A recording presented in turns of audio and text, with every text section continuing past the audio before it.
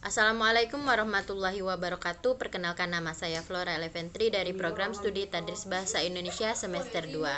Saya akan menjelaskan mengenai teori, kritik, dan sejarah sastra. Setelah kita mempelajari apa itu sastra dan mengapa kita harus mempelajarinya, kita menjajaki studi sastra yang sistematis dan padu. Sayangnya dalam bahasa Inggris belum ada yang mempelajari tentang istilah sastra.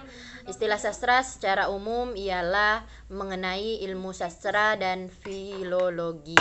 Dalam wilayah studi sastra, yang perlu ditarik dalam pelajaran studi sastra ialah teori sastra, kritik sastra, dan sejarah sastra.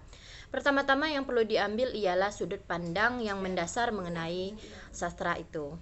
Kesusastraan dapat dipelajari melalui studi prinsip, kategori, dan kriteria.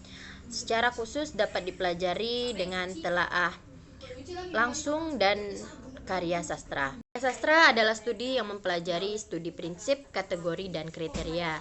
Sedangkan karya sastra yang secara konkret merupakan kritik sastra dan sejarah sastra. Teori sastra jelas saja hanya dapat disusun secara langsung dengan karya sastra. Kriteria, kategori, dan skema tidak dapat disusun secara tanpa pijakan. Ada yang berusaha memisahkan mengenai sejarah sastra, teori sastra, dan kritik sastra. Misalnya F.W. Basteson yang menyatakan bahwasannya A berasal dari B, sedangkan kritik sastra mengatakan bahwasannya A lebih baik dari B. Ada alasan untuk memisahkan sejarah sastra dan teori sastra. Penelitian merupakan sesuatu hal yang tidak dapat disanggah.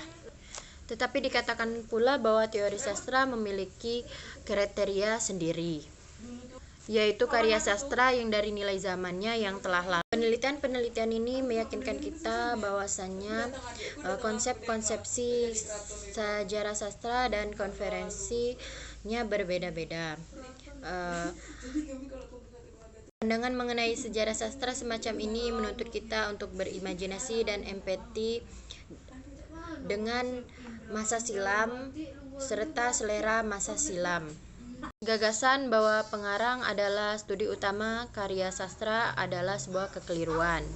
Makna karya seni tidak sama atau berhenti pada maksud pengarang. Orang sejarawan tidak akan puas menilai karya sastra hanya dengan sudut pandang masa kini. Tentunya dia akan mengevaluasi sudut pandang masa lampau dengan gaya dan pemahaman yang lalu.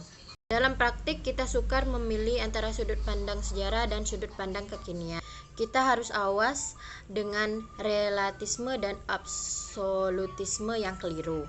Dalam kenyataan, tak ada sejarah yang ditulis tanpa prinsip seleksi. Usaha ini tentu mencari ciri-ciri dalam penilaian. Sejarawan yang menolak kritik tanpa ia sadari dia melakukan kritik tersebut. Diperhitungkannya sastra kontemporer adalah studi yang akibat dan sikap sok ilmiah. Sastra modern barangkali sudah mendapat interpretasi luas di kalangan. Satunya alasan yang bisa diterima untuk tidak mempelajari pengarang semasa hidupnya ialah bahwasanya ilmuwan tidak dapat melihat keseluruhan mengenai pengarang. Sebaliknya, karya sastra sangat penting untuk kritik sastra. Kalau kritik hendak bergerak jauh di antara suka atau tidak suka. Pemisahan kritik sastra dan sejarah sastra seperti yang sering terjadi merugikan keduanya. Nah, mungkin itu saja mengenai kritik, teori, dan sejarah sastra yang dapat saya jelaskan. Lebih dan kurang saya mohon maaf. Kepada Allah saya mohon ampun. Saya akhiri, wabillahi taufiq walhidayah. Wassalamualaikum warahmatullahi wabarakatuh.